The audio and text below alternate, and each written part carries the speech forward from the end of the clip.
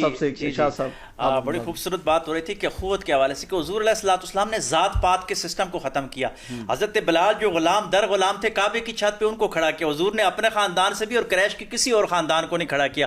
کیوں کھڑا کیا؟ کہ لوگوں کو معلوم ہو جائے کہ یہ جو اسلام ہے دین عبادت ہے یہ ذات پات پہ یقین نہیں رکھتا.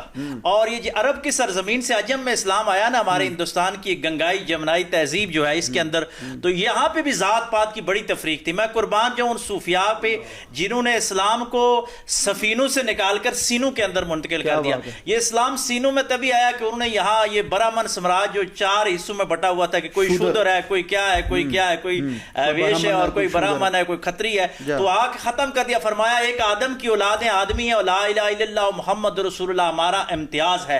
اس وجہ سے یہاں کے اسلام جلدی پھیل گیا کہ انہوں نے ذات پات کو ختم کر دیا. اب کیا ہو گیا ڈاکٹر صاحب؟ کرنٹ افیئر پہ یہ نبض پہ ہاتھ رکھنا ہوگا کہ اب ہمارے کرنٹ افیئر میں ہمارے جتنے مذہبی پیشوا ہیں کسی بھی فرقے سے تعلق رکھتے ہوں کسی بھی جماعت سے انہوں نے نام نہاد سیکورٹی کے حوالے سے یا کوئی اور پروٹوکول اپنے بنائے ہوئے ہیں. عام آدمی کو جس وقت تک وہ اس لیول تک لے کے نہیں آئیں گے تو مساوات تو ختم ہو گئی اور جب مساوات ختم ہو گئی تو آپ کا اسلام کا بنیادی تشخص ختم ہو گیا. پھر ایک اور چیز فرقہ واریت میں جو بڑی آئی کہ عبادات کی روح ختم ہوگی. ڈاکٹر صاحب یہاں پہ جو فقہ ہے نا فقہ پڑھائی جاتی تھی آپ کا ظاہری ڈسپلن ٹھیک کرنے کے لیے اور اس کے ساتھ تزکیہ تھا تصوف تھا آپ کا باطن ٹھیک کرنے کے لیے.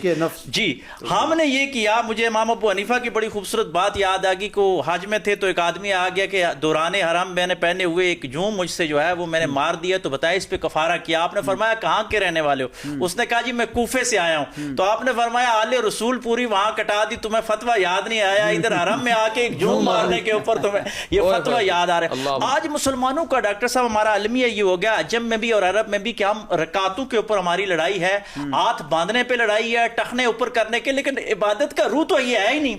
یہ تو ڈسپلن ہے. روح کیا تھا کہ اللہ کے ساتھ ہمارا تعلق قائم ہو جائے. کسی جگہ بھی سروے کروا دیجیے گا کہیں کسی مسجد میں یہ درس نہیں دیا جا رہا کہ یار وہ نماز پڑھیں تھوڑی پڑھیں لیکن اللہ سے تعلق قائم ہو جائے.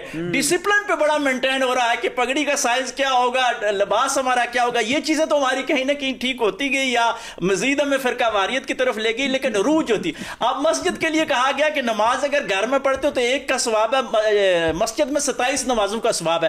کنسپٹ کیا ہے کیوں 27 نمازوں کا ثواب ہے؟ 27 نمازوں کا ثواب اس لیے ہے کہ تو وہاں پہ جائے گا معاشرے کے لوگوں کے ساتھ انٹریکشن کرے گا. کوئی غریب ہے کوئی بیمار ہے کوئی لاچار ہے اس کا خیال کرے گا. ہم کیا کرتے ہیں کہ ہم 27 کو گننے کے چکروں میں ہیں کہ یہاں پڑھیں گے 27 یہاں پڑھیں گے 70 لیکن روح کی طرف نہیں جاتے. کسی سے سلام بھی نہیں کرتے اس کی بول بال پوچھتے بھی نہیں ہے تیرے گھر کھانا ہے یا نہیں ہے. نماز پڑھ کے آگے اور فخر سے کہتے ہیں 27 کا ثواب ہو گیا. بھائی 27 کا ثواب اس وجہ سے ہے کہ تو بڑے اجتماع میں جائے تو انسانیت کی بات کر تیرے اندر روح پیدا ہو.